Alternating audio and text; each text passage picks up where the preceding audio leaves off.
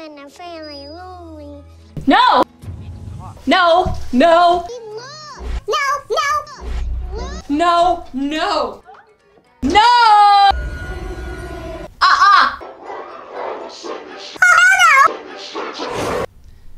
Is he gone? Guys, I've been looking at this freaking picture for a couple weeks now, and I've already been having like horrifying nightmares. Scarier than anything else that we've seen this season is that horrifying character. Why the hell are kids' TV characters so creepy? Now, I know this was a little bit exaggerated, but if you look at old infomercials... Listen to Remco's Baby Laugh a Lot.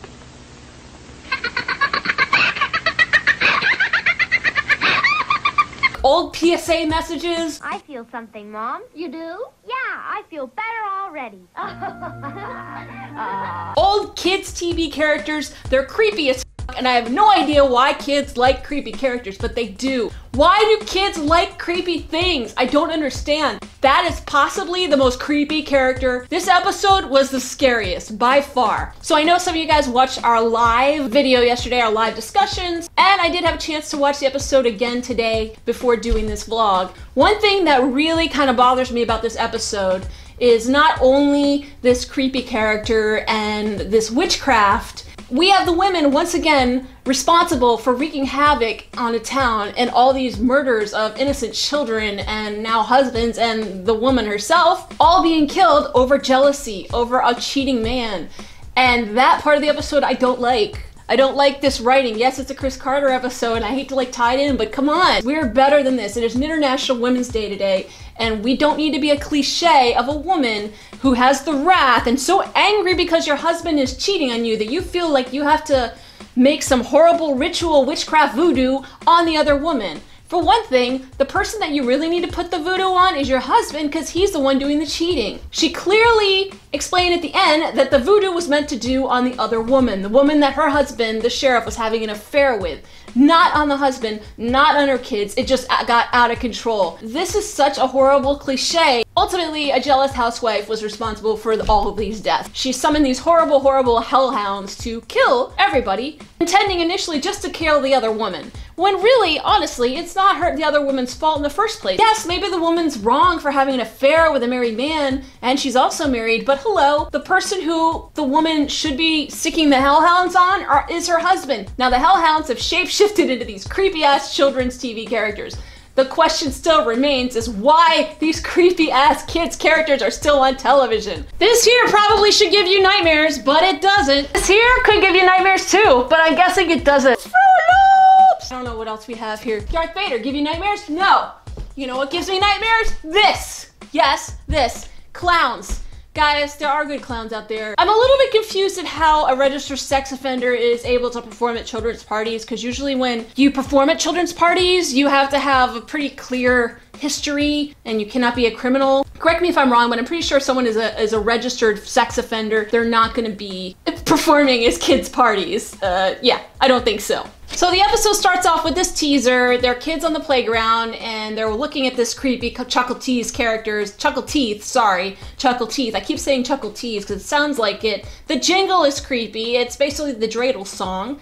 So they ripped off the dreidel song. And we have this small child that's on a little merry-go-round, which I thought they stopped making because I thought people just fall off of them. I've always fallen off those things. It's another story. The kid sees Mr. Chuckle Teeth, the creepy-ass character in the florist, and decides to chase him. A lot of people point out, and we even said on our live stream last night, this reminds us of it. We have the boy in the little yellow raincoat chasing this children's character. Nothing ever good comes from a child running off on their own in a yellow raincoat chasing some type of kid's character. Ever. The child is brutally attacked, ends up dead, so we know right away that this episode is gonna be dark as hell. It was scary and disturbing and wrong, and very much reminded me of older X-Files. One thing X-Files has not shied away from is murdering kids. It happens in the real world. It's very sad, and there are predators out there, and innocent kids are targeted and killed every day. So I kind of have to give them a little bit of credit for not shying away from that because it happens. In this case, it wasn't actually a child predator. It was a case of witchcraft by a jealous wife. As always, I want to hear your feedback about this. Am I reaching here by saying I don't want an episode, another TV episode, reducing women to this cliche. It all coming down to a jealous housewife. I think I put a tweet out about it. Am I reaching too much by saying that female characters need to be reduced to this cliche of a jealous housewife? This actually reminded me a little bit of another episode, which is Chimera, which we also talked about this season because of the boat Chimera too. It was a similar situation where a jealous wife knew her husband was banging like 2 other people. Finally, she saw her reflection and discovered the creature was herself, and she didn't even know it. So please leave a comment below and let me know what you think. In the teaser, obviously the boy gets murdered by some type of character. It appears to be this creepy kid's character or someone dressed as them that kills the child.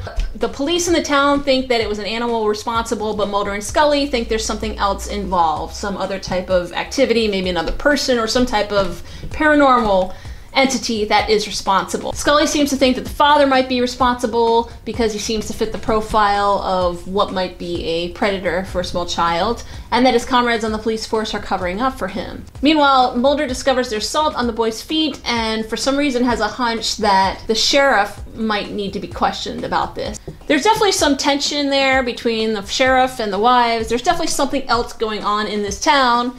Is it personal affairs, something that we don't know about, and it definitely hints to something between the sheriff and his wife. It's still unclear at this point what it is, but we do know that something is going on and somebody's up to something, and somehow they are involved. We just don't know how at this point. So Mulder goes to question Emily and her mom, and they're watching Bibble Tickles, which are demonic Teletubbies, and they're horrifying because Teletubbies are already scary enough on their own. Mulder discovers the witchcraft book in the house, which makes him think that it's actually the sheriff, which is her husband, responsible. Later on we find out that it's her. Something I do want to point out, that jealousy can drive people to do really horrible things and say and do awful things. I think people in general need to handle jealousy a little bit better because it is just really kind of out of control. And clearly this woman's jealousy has led her to put a curse on Diane, who is the wife who's having an affair with her husband. The whole thing is creepy. The whole scene is creepy. Meanwhile, in hopes to find his son's killer, the officer Edgars goes and looks for descriptions to fit the profile which Scully described to him of who could possibly be the killer, and he finds a registered sex offender where he goes to hunt down.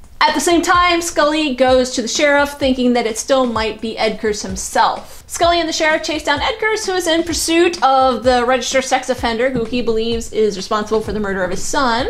Obviously, Edgars wants revenge and justice for what happened to his son, and this gentleman fits the profile, so he goes after him. So they get a search warrant for this house. They go in. This guy, who they think is the suspect, the killer, is actually a children's party performer. He dresses up as mascot characters, and he has pictures and balloons and other things. Now, I'm not quite sure, once again, how a registered sex offender could actually have a job working at children's parties. And he also has a creepy monkey hiding in his closet, which I believe was just put there kind of as a sight gag, as a reason to creep us out even more, give us a little bit of the ick factor.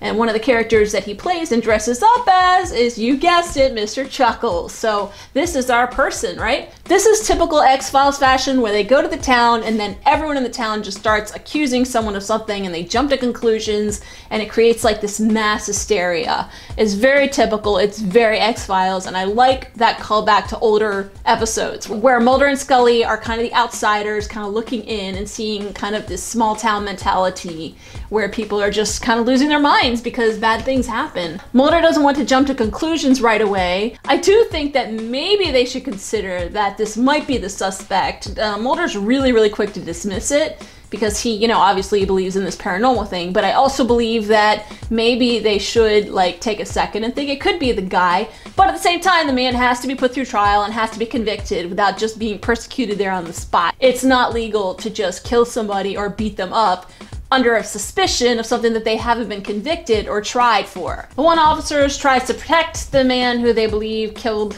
Andrew. However, he fails miserably when the officer eventually pulls out his gun and shoots him in the head.